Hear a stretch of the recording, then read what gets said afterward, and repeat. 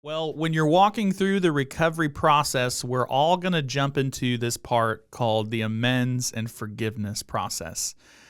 Making amends for the harm I've done to others or offering forgiveness for the harm done to me can be a really difficult thing. And today, we're going to talk about how God's grace enables us to do that.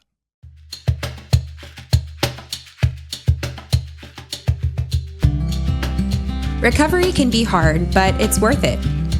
There is hope knowing we can find healing one step at a time with Jesus and healthy community. Whether you're struggling with a hurt or a hang-up or a habit, you're not alone. During this podcast, we share real stories, practical tools, and powerful truths that inspire you to keep moving forward. No matter where you are on your journey, there's hope ahead. So stick with us as we walk this path together through Celebrate Recovery. All right. What's up, Hudson? Hey, man. We've been laughing the whole first 10 minutes of this trying to get this to shoot. But, man, glad you're here, man. Glad you're a part of the podcast today. Glad you're here. Thanks for having me. It's going to be good, man. I'm a grateful believer in Jesus. I struggle with sexual addiction, codependency, food issues, and pride. And my name is Michael. Yeah, and I'm also a grateful believer in Jesus, struggle with anxiety, depression, food binging, alcoholism, and lust. And my name's Hudson. What's up, Hudson? Like I said, we've been cracking up just trying to get this podcast started. So, but this breaking the ice. Breaking the ice. So this issue though, this idea of amends and forgiveness, I talked about it. We all come to this part in our recovery. I know we were talking earlier this morning about it can get kind of muddy sometimes, just how to do this. And so principle 6, we're talking about evaluating all my relationships, offering forgiveness to those who have hurt me, make amends for a harm I've done to others when possible, except when to do so would harm them or others. And then the scripture with that is, blessed are the merciful, for they will be shown mercy. And then blessed are the peacemakers, for they will be called children of God. And then that step 8, it talks about making a list of all the people we've harmed, making amends, and then step 9, making direct amends to those people. And so this process can be really difficult. And I was also talking to you earlier about, it's interesting when we're working with our teaching team, we have all these lessons, right? The denial lesson, powerless, all that. And we get to this part of the process and we get to this lesson and it's called the grace lesson. And sometimes with our teachers, it can be a little misleading because it's like, oh, I'm just going to talk about God's grace. But it's actually God's grace within the context of relationships and the amends and forgiveness process. And so I just want to throw this out to you, Hudson, to get the conversation started. Why is it important to think about and consider God's grace when I'm thinking about repairing relationships in my life? I think it's important because I can't give something I don't have. So if I haven't received God's grace and I don't understand it and how it plays out in my life, it's going to be difficult, if not impossible, to share that with other people.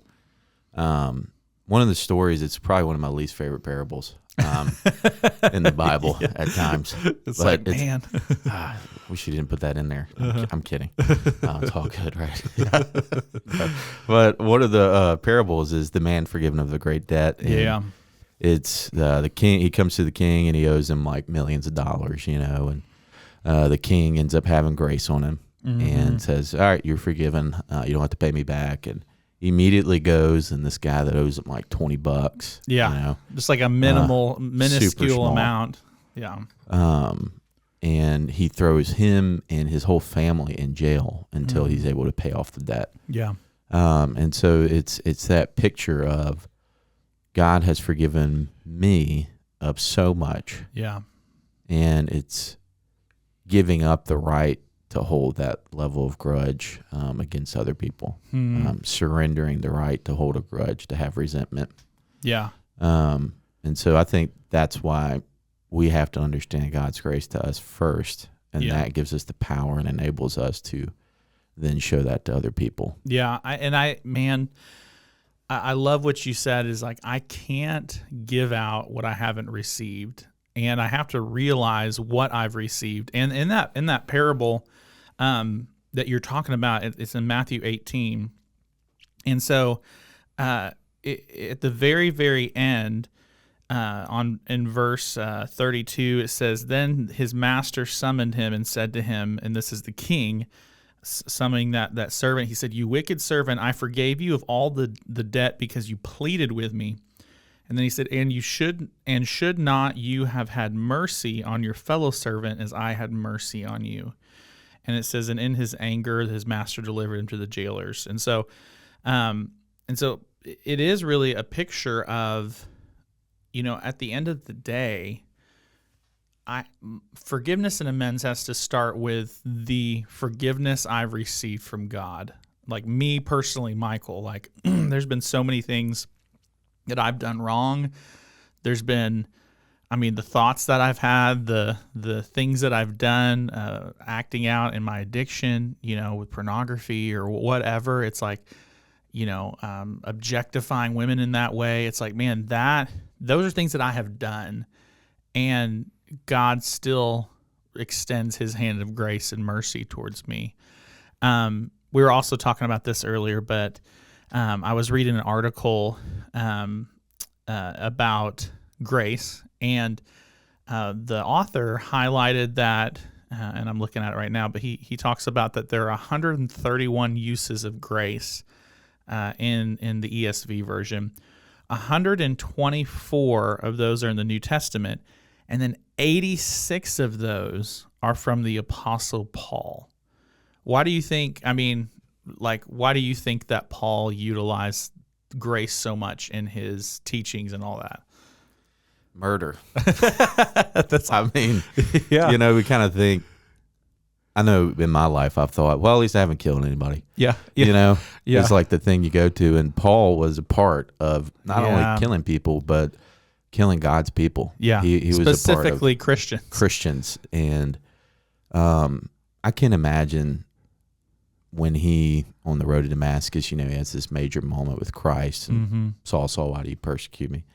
Why are you persecuting me? And he realizes, oh, I'm wrong. Yeah. Then gets radically saved. But I can't imagine him dealing with the guilt of, oh my gosh, I was a part of taking the lives of God's people. Yeah.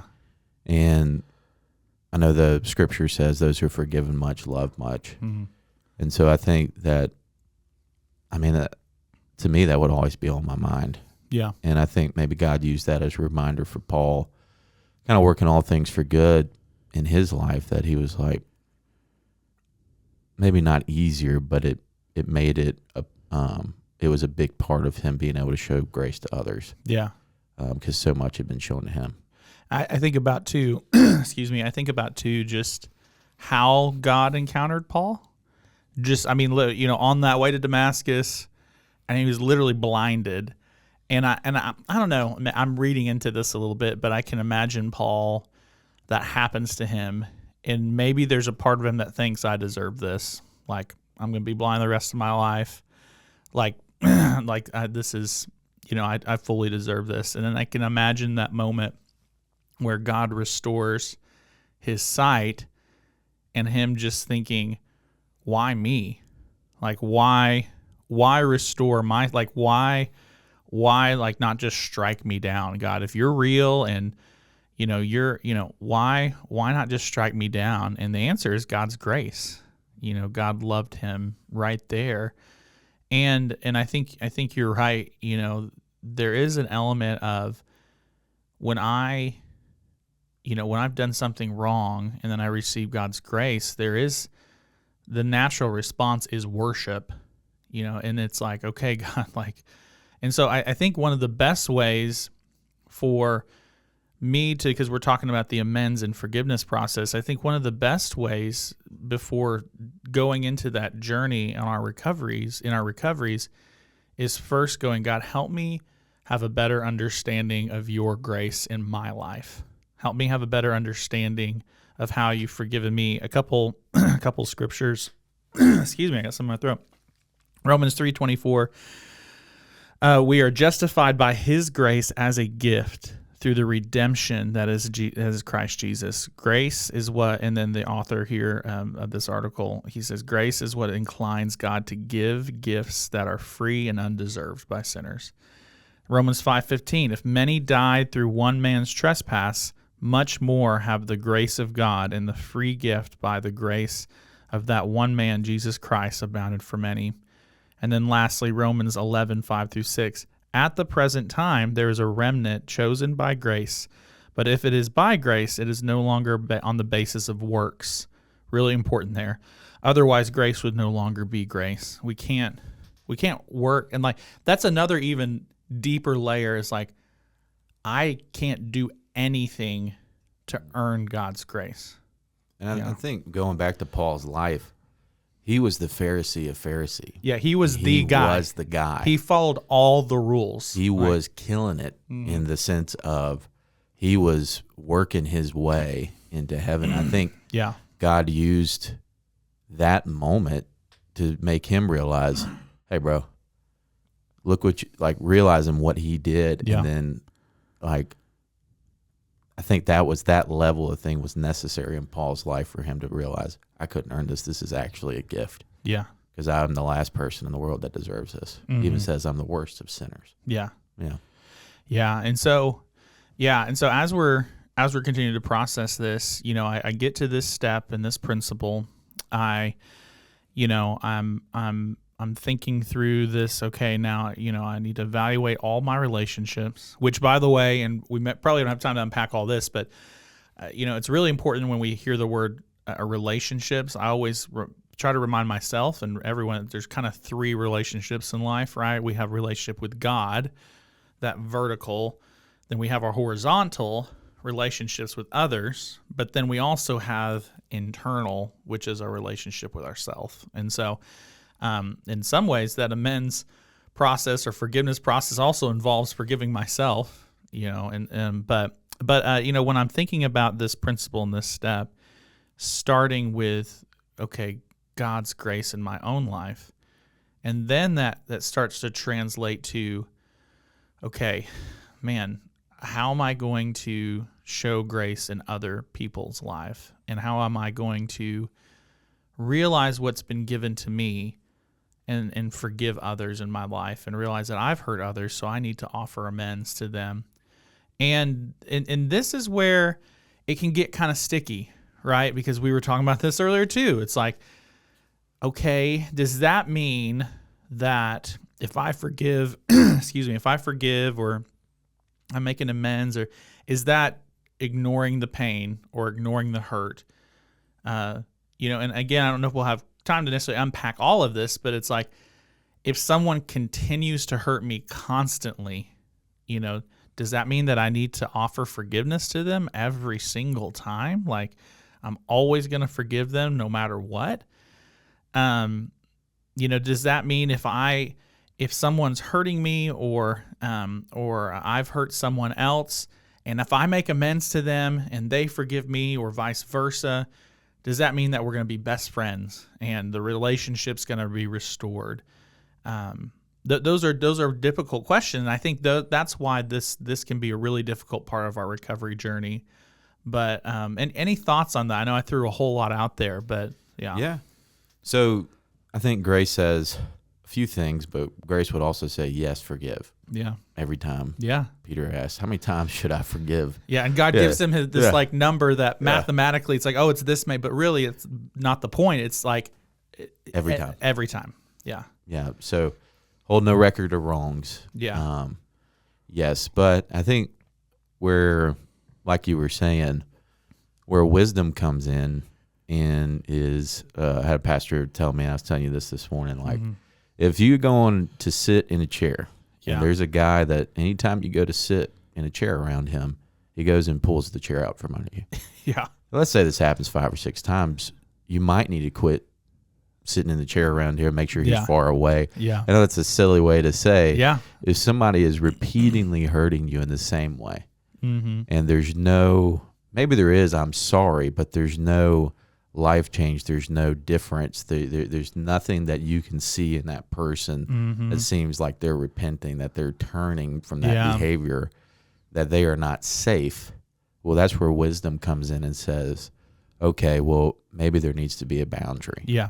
Maybe I'm not going to let this person into certain levels of my life. not anymore. have certain access. Yeah. Your access to me is limited. Yeah. And I think that is part of showing grace to ourselves and love to ourselves to put those guardrails in place to people that are just not safe and have lost trust. And in some ways, and man, because I think, there's been a few times in my life where I've been kind of the recipient of someone putting a boundary. And then and we're going to talk a little bit after the break, a little bit about this times in our lives where maybe we had to set a boundary or, in that amends forgiveness process. But in a lot of ways, sometimes setting a boundary is also like loving that other person too, to say, hey, I love you enough to not let you just keep doing this, and feeling like it's normal. No consequence. No consequence. And so I love you too. I care too much about this relationship to let there be unhealth. And so the hard thing is that, okay, maybe our relationship dynamics change. But that is, like you said, in some ways, loving myself and, because the Bible doesn't say not to love yourself. The Bible says, love your neighbor as you love yourself. Right.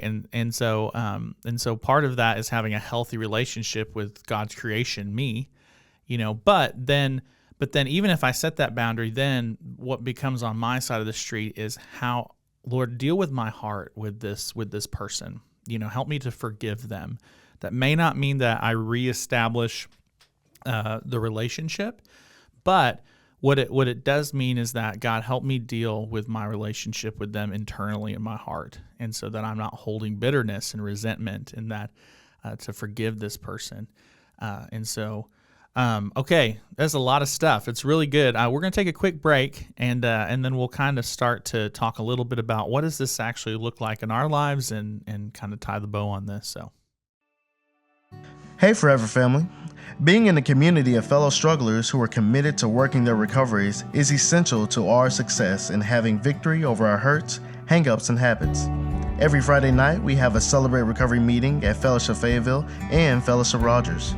At 6 p.m., we have a great meal for connection with other recovery brothers and sisters. Then we meet for large group at 7 p.m., followed by an open share group at 8. Same schedule on both campuses. Different teachers, different worship teams, but the same great experience. We'd love for you to join us this Friday night. It's never too late to start or start over again. For more information, go to fellowshipcr.org. All right, we're back.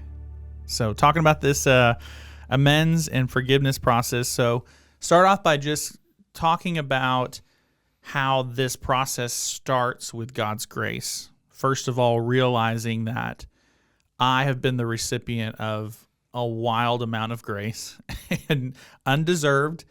God literally just gave it to me because he loves me, not because, okay, actually, Michael, he's done enough stuff, so now he can get.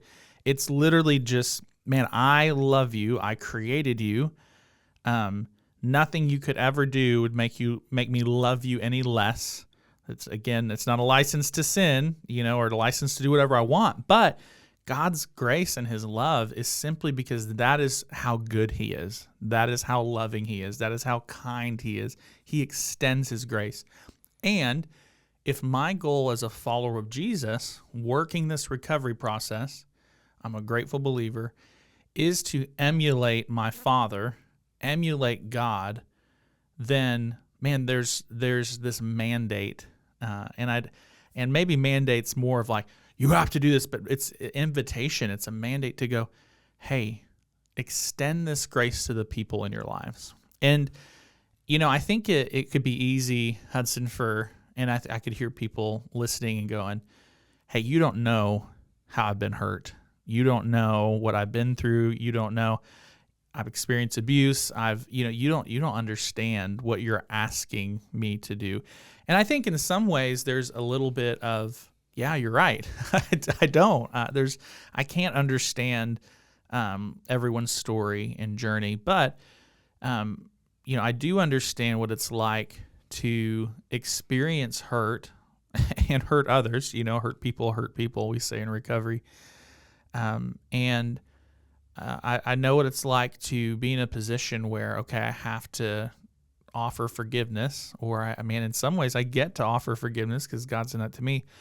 And sometimes that helps restore the relationship, and sometimes there's a boundary set.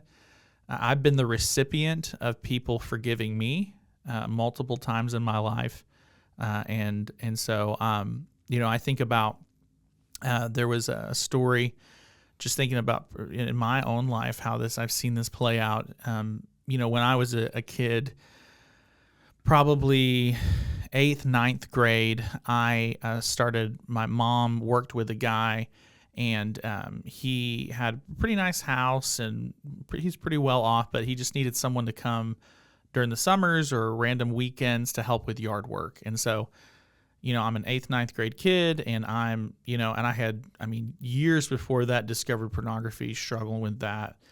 And I went to his house, and I helped with yard work and mowing the grass and raking leaves and all that stuff. And there would be multiple times when he would leave the house, and he would say, "Hey, the door's open. If you need any, water or the bathroom or the fridge or whatever, like just go in there."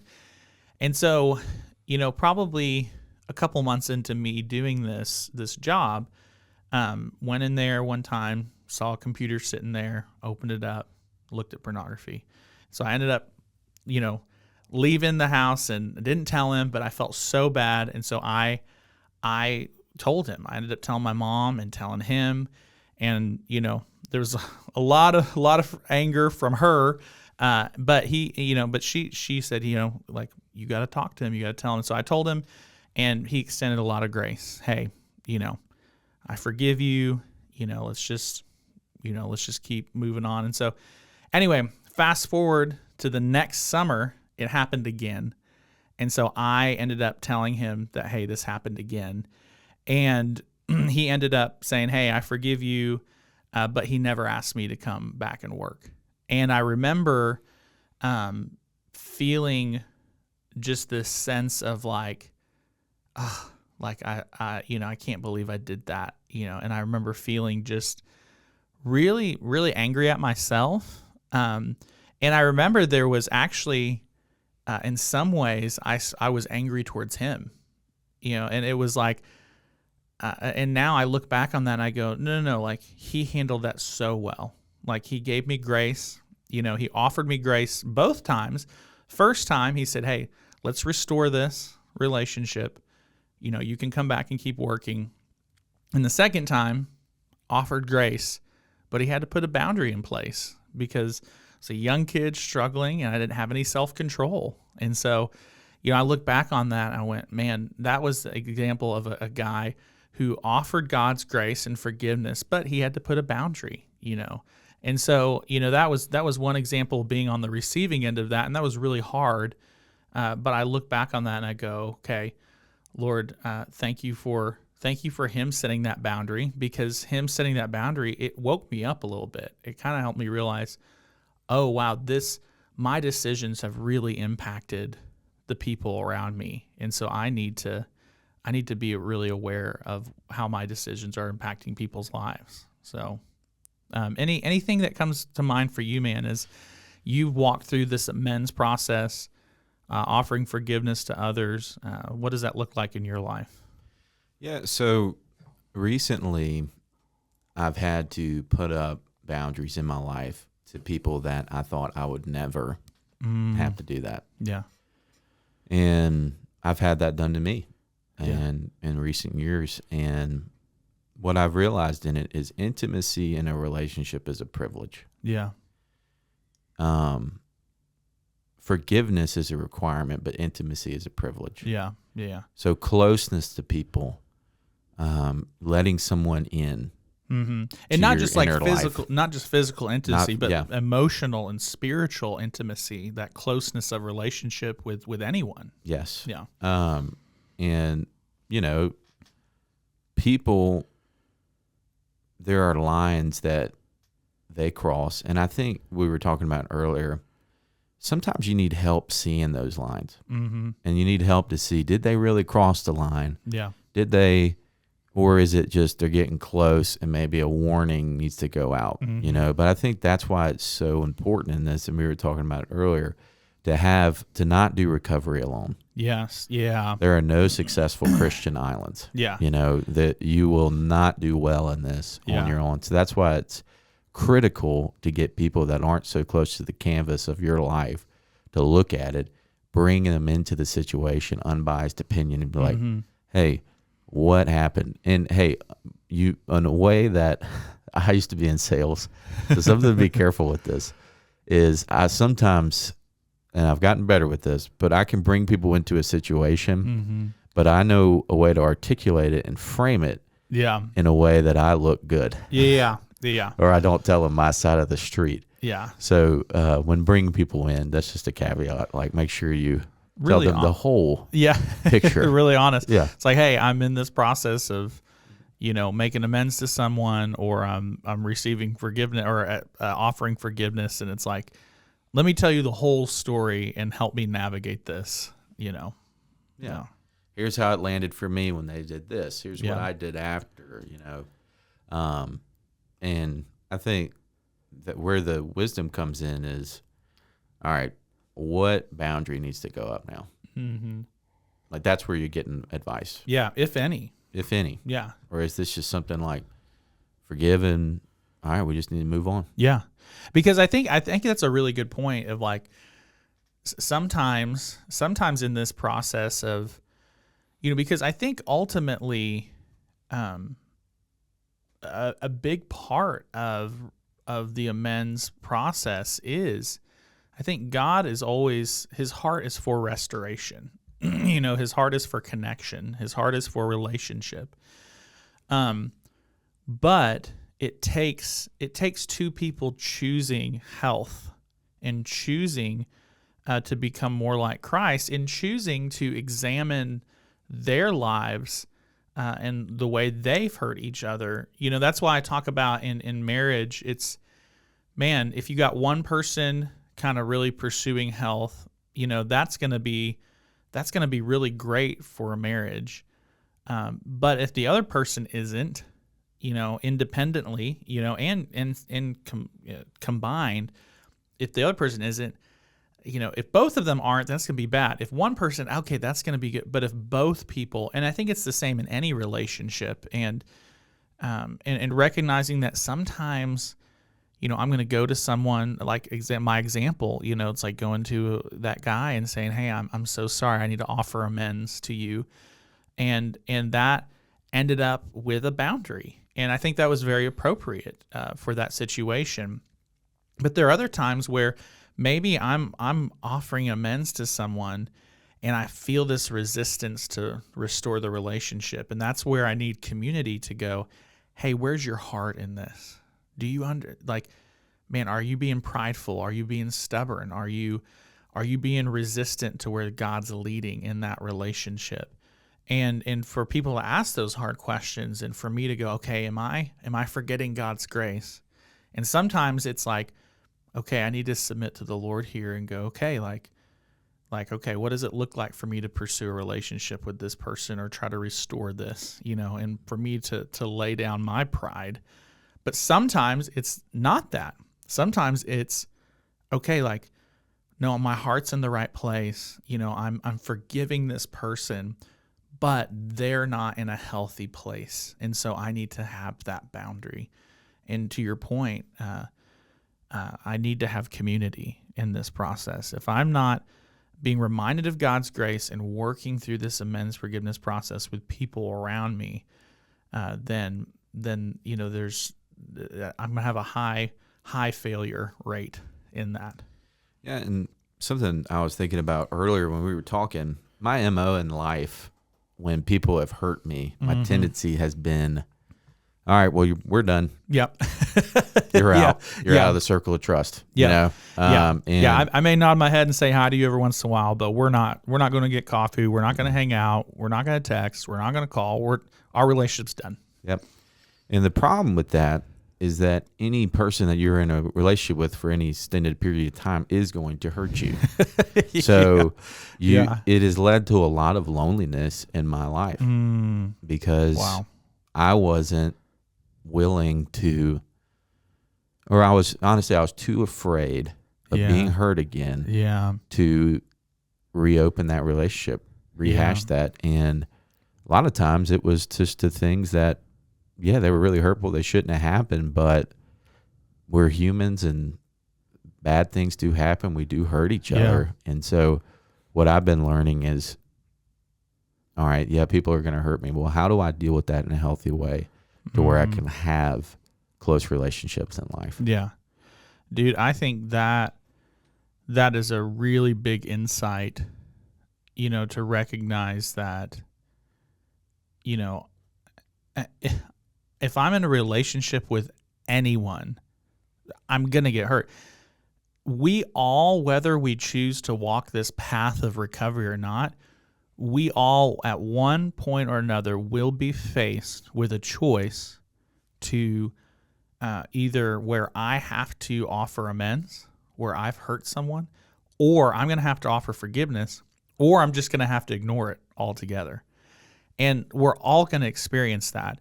And so it's not a question of will we experience this in life, is what will we do when we experience it in life. And the recovery process, which is rooted and founded in a relationship with Jesus, is saying, here's a godly pathway towards living out the Christian life, towards God's calling us. He's saying, hey, there's going to be hurt that's happened. Let me show you how to handle that. Let me show you how to deal with that. Let me show you how to navigate the hurts and hangups and habits of life. And what he calls us towards is forgiveness. What he calls us towards is grace. And again, we have that caveat, I think, a lot, because especially for our codependents like me out there and people who've been in abusive situations or things like that, I mean, we always got to have that caveat. That doesn't mean that the relationship's going to look maybe the way that you think it should, or they think it should, or what the world says it should look like. But I think a big heart posture in this is to recognize God's grace in my life, and then to go, God, help me to be gracious in all of my relationships, and help me to love the way that you love me more and more and more and more. And I would say too, as we get older, Lord willing, I'm kind of stubborn, but it's like, hopefully as I'm getting older, that process of amends and forgiveness starts to become more second nature. I'm not going to say it becomes easier, because, my wife and I, even recently, we've, in the last 4 or 5 years, we've had some really, really hard things where we've been hurt very deeply by family members. And some of those relationships are not restored, and some of that we're still working through the process of forgiveness, but there's kind of this, I think, gentle call that the Lord has to us in that process. Any final thoughts, man, as we wrap things up on this? Yeah, I was just thinking that grace, to extend grace, we cannot do it without God. Yeah. And when you were talking about, as I get older, I'm hoping that I get better or gets more second nature. I'm starting to, I guess, thinking about surrender and recovery. Yeah. I think it's just my reliance on Him becomes more intense. Yeah. As I get older. Yeah. I really lean into, I'm a grateful believer. When I introduce myself, that's what I'm leaning into. Yeah. And it's just like, when I feel like as you get older and things more hard, it seems like the more people that are older than me I talk to, it's like things get harder as you get older. Ways. Yeah. And it's like these things now, learning how to deal with these things in a healthy way and rely on God in it is teaching me for when the day comes in this world, you will have trouble. Yeah. Now I know what to do. Yeah. Because I've done it before. Yeah. He's walked with me there before. Yeah. And maybe in that way. maybe it's not easier, but we're more prepared. Yeah, that's really good. Well, thanks, Hudson, for sharing a little bit and us laughing some and talking a little bit about God's grace and this amends and forgiveness process is not easy. And I think Hudson said it very, very well. It should never be in isolation. You should never go through this alone. We talk every week intentionally about connection and community. If you're not connected, if you don't have community in your life, man, that's not how God designed you. That's not how He designed me. And so if you're looking for a place where you can lock arms with fellow believers, with fellow strugglers like me and like Hudson, and learn more about God's grace, learn how to have the tools you need in this amends and forgiveness process, come check us out Friday night, Fellowship Fayetteville, Fellowship Rogers, 7 o'clock every single week. We're not designed to do this thing called life alone. And so hopefully we'll see you soon on a Friday night. God bless. Thanks for listening.